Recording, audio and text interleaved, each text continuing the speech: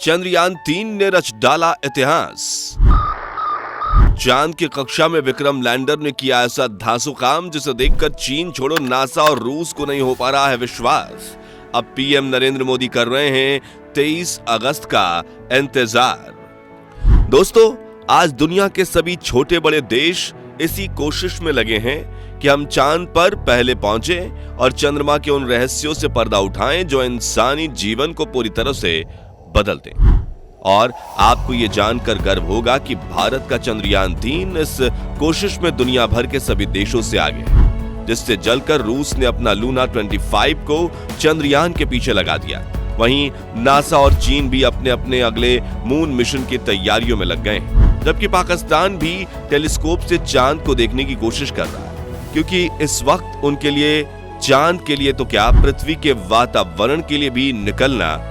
मुश्किल है। खैर, इस बीच इसरो की तरफ से एक बड़ी खबर आ रही है, जिसे सुनकर पूरी दुनिया की स्पेस एजेंसीज में हड़कंप मच गया है, क्योंकि इसरो आज 20 अगस्त के दिन कुछ ऐसा करने वाला है जो इतिहास के पन्नों में दर्ज हो जाएगा। तो क्या है पीएम मोदी और इसरो का वो सीक्रेट मिशन?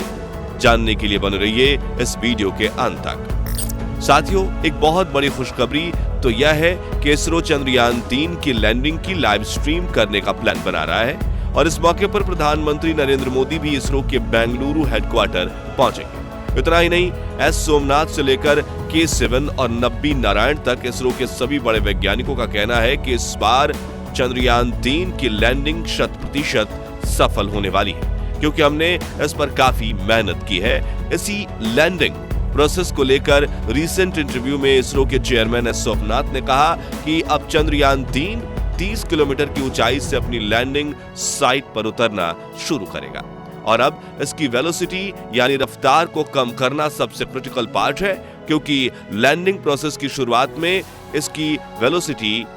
1.68 किलोमीटर प्रति सेकंड यानी कि 6000 किलोमीटर प्रति घंटा होगी, जिसे घटाकर हमें 3 मीटर प्रति सेकंड यानी कि 7 किलोमीटर प्रति घंटा करनी है। आगे उन्होंने कहा कि रफ्तार को घटाने के लिए इस ब्रेकिंग फेज में हम विक्रम लैंडर की पोजीशन को हॉरिजॉन्टल से वर्टिकल भी करने वाले हैं, क्योंकि शुरुआत में ये 90 डिग्री हॉरिजॉन्टल झुका हुआ होगा और इसके लिए हमने कई सिमुलेशन भी ट्राई किए हैं। साथ ही हमें यह सुनिश्चित करना होगा कि ईंधन की खपत कम हो, दूरी की गणना सही हो और सभी एल्गोरिथम ठीक से काम कर रहे हों। जी हाँ दोस्तों, सब कुछ विक्रम लैंडर के एडवांस एल्गोरिथम पर टिका हुआ है, जिसे इतना ज्यादा पावरफुल बनाया गया है कि इसे पहली बार देखकर नासा के वैज्ञानिक भी होश खो बैठे थे। और ये एल्गोरिथम ठीक से काम कर लेगा तो फिर लैंडिंग के दौरान चाहे जितनी भी मुसीबतें क्यों ना आए, इसरो का ये यान मून मिशन सफल होकर ही रहेगा। अब देखना यह है कि चंद्रयान-3 के साथ कंपटीशन में उतरा रूस का लूना 25 आखिर क्या कर दिखाता है। दोस्तों, 5 अगस्त के दिन चांद की ऑर्बिट में दाखिल होने के बाद चंद्रयान-3 लगातार अपनी ऑर्बिट को छोटी करते हुए चांद के चक्कर लगाता रहा है और इसरो के वैज्ञानिकों ने बड़ा खेल तो तब कर दिया जब 17 अगस्त को दोपहर के 1 बजे इसरो ने एकाएक चंद्रयान-3 के प्रपल्शन मॉड्यूल और प्रज्ञान रोवर के इंजन को ऑन कर दिया और दोनों को जोड़कर रखने वाले लॉक को खोल दिया, जिससे चांद की 153 किलोमीटर गुने 163 किलोमीटर की कक्षा में चंद्रयान-3 के ये दोनों हिस्से एक दूसरे से अलग हो गए और अलग अलग सफर पर निकल गए। यानी कि दोस्तों, अब प्रपल्शन मॉड्यूल चांद की इसी कक्षा में घूमते हुए रिले सैटेलाइट का काम करेगा और अपने ऊपर लगे पेलोड्स की मदद से रिसर्च करेगा, जबकि विक्रम लैंडर तो लैंडिंग के लिए काफी आगे निकल चुका है। लेकिन असल खेल तो तब हुआ जब चंद्रयान-3 के ये दोनों मॉड्यूल पिछले 4 सालों से चांद के ऑर्बिट में घूम रहे चंद्रयान-2 के ऑर्बिटर से मिले और इस मिलाप से कुछ समय के लिए भारत दुनिया का इकलौता ऐसा देश बन चुका था जिसके 3 स्पेसक्राफ्ट चांद की कक्षा में एक्टिव कंडीशन में घूम रहे थे। दोस्तों, जब इसरो ने इस खबर को ट्वीट के जरिए शेयर किया तब भारत से जलने वाले चीन और पाकिस्तान तो जलकर राख हो ही गए थे, जबकि हाल ही में भारत के साथ कंपटीशन में उतरे रूस के तो पसीने छूट गए थे। वहीं हमारे प्राइम मिनिस्टर नरेंद्र मोदी की तो खुशी का ठिकाना नहीं रहा था और उन्होंने तुरंत इसरो के चीफ के साथ कांटेक्ट करके उन्हें बधाई दी थी। दोस्तों, गौर करने वाली बात यह है कि प्रपल्शन मॉड्यूल और विक्रम लैंडर का सेपरेशन इस मिशन का सबसे अहम पड़ाव था, क्योंकि इसमें एक छोटी सी चूक भी यान एकाएक आउट ऑफ कंट्रोल हो सकता था और सीधा चांद की सतह पर क्रैश लैंड होकर तहस नहस हो सकता था। लेकिन हमारे इसरो के बुद्धिमान वैज्ञानिकों ने इस पड़ाव से भी आसानी से सफलता हासिल कर ली, जिसके बाद 18 अगस्त को इसरो की टीम फिर ट्वीट करके बताती है, the lander module health is normal. Lander module successfully underwent a deboosting operation that reduced its orbit to 113 km into 157 km. The second deboosting operation is scheduled for August 20, 2023 around 20 hours. यानी lander module की condition बिल्कुल okay है, जो सफलतापूर्वक deboosting operation किया है, जिससे इसकी कक्षा 113 किलोमीटर गुणे 157 किलोमीटर तक कम हो गई है। साथ ही उस दौरान विक्रम लैंडर के चारों इंजन ऑन किए गए हैं और इससे थोड़ी और छोटी कक्षा में स्थापित कर दिया गया। ऐसा करने के पीछे का मुख्य कारण यह था कि प्रपल्शन मॉड्यूल और विक्रम लैंडर कक्षा में परिक्रमा के दौरान एक दूसरे से टकरा न जाए। और अब बड़ी खबर यह है कि आज 20 अगस्त के दिन इसरो के वैज्ञानिक चंद्रयान 3 के विक्रम लैंडर के साथ एक और बड़ा खेल कर चुके हैं, जो चांद पर फतह पाने की रेस में भारत की हार या जीत को तय करेगा। इस वजह से दोस्तों, नासा ने भी अपनी ट्रैकिंग डिवाइस को चंद्रयान 3 पर सेट किया है और रूस भी अपना लूना 25 स्पेसक्राफ्ट पर लगे ट्रैकिंग डिवाइस से चंद्रयान 3 को ट्रैक कर रहा है, जबकि चीन ने तो अपने सबसे बड़े ट्रैकिंग जहाज को ही समंदर में उतार दिया है। हुआ यूं कि आज इसरो के मिशन ऑपरेशन कॉम्प्लेक्स में बैठे वैज्ञानिक चंद्रयान 3 के विक्रम लैंडर के चारों डिबूस्टर इंजन्स को एक साथ ऑन कर चुके थे,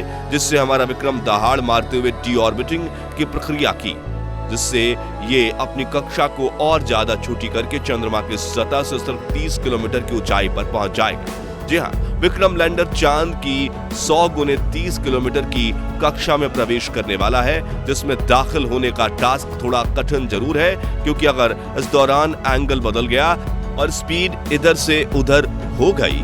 तो फिर ये चांद पर जाकर टकरा जाएगा और इतनी तेज रफ्तार के साथ बढ़ेगा कि इसका ब्रेक लगाना भी नामुमकिन हो जाएगा, जिससे इसकी क्रैश लैंडिंग भी हो सकती थी। लेकिन आपको डरने की जरूरत नहीं है, क्योंकि इसरो के वैज्ञानिकों ने चंद्रयान 3 मिशन के इस पड़ाव की पूरी तैयारी कर रखी थी। अगर थोड़ी गड़बड़ भी हो जाती तो विक्रम के अंदर लगा आर्टिफिशियल इंटेलिजेंस तकनीक से लैस ऑनबोर्ड कंप्यूटर इसे संभाल लेता। यहाँ आपको बता दें कि आज केवल यही खेल नहीं होने वाला है, बल्कि आज इसरो के वैज्ञानिक एक और बड़ा धमाका करने वाले हैं, जो पूरी दुनिया की स्पेस एजेंसीज को हिलाकर रख देगा। जी हाँ, 100 into 30 किलोमीटर की कक्षा में प्रवेश करने के बाद इसरो के वैज्ञानिक चंद्रयान 3 के अंदर लगे ऑनबोर्ड कंप्यूटर को आदेश दे देंगे कि अब तुम कमान संभाल लो और हम सिर्फ लैंडिंग के प्रोसेस को मॉनिटर करेंगे, जिसके बाद ये कंप्यूटर विक्रम लैंडर के सभी 9 के 9 सेंसर्स को चालू कर देगा और चांद की सतह का दौरा शुरू कर देगा। ध्यान से सुनिएगा दोस्तों, विक्रम के सभी सेंसर्स ऑन होने के बाद चांद की सतह को स्कैन करना और उसकी तस्वीरें लेना ये शुरू कर देगा, जिन्हें देखकर इसका कंप्यूटर अपनी सही लैंडिंग साइट को खोजेगा और वहां भी वो सतह जहां पे ज्यादा बड़े क्रैटर्स नहीं होंगे, बड़े पत्थर नहीं होंगे और सतह समतल होगी, उसी स्पॉट को लैंडिंग के लिए चुना जाएगा। और ये सब काम करने के लिए इसे अब पूरे 3 दिनों का समय मिलेगा। दरअसल पिछली बार चंद्रयान 2 का विक्रम लैंडर लैंडिंग के दौरान ही फेल हो गया था, इसलिए इसरो इस बार लैंडिंग में कोई हड़बड़ी नहीं करना चाहता और उन्होंने चांद को परखने के लिए विक्रम लैंडर को पूरे 3 दिन का समय दे दिया है, जिसके बाद 23 अगस्त के दिन शाम को 5:47 पर चंद्रयान 3 का विक्रम लैंडर चांद के दक्षिणी ध्रुव पर लैंड करेगा और 14 दिन का मिशन पूरा करके इतिहास के पन्नों में अपना नाम दर्ज करेगा। तो साथियों, चंद्रयान 3 मिशन के बारे में अपनी महत्वपूर्ण राय हमें कमेंट में जरूर बताइए और वीडियो तो जरूर पसंद आया होगा तो जल्दी से इसे लाइक और शेयर कर दीजिए और चंद्रयान 3 मिशन से जुड़े लेटेस्ट अपडेट्स से वाकिफ रहने के लिए हमारे चैनल को सब्सक्राइब और फेसबुक पेज को फॉलो जरूर करें। धन्यवाद।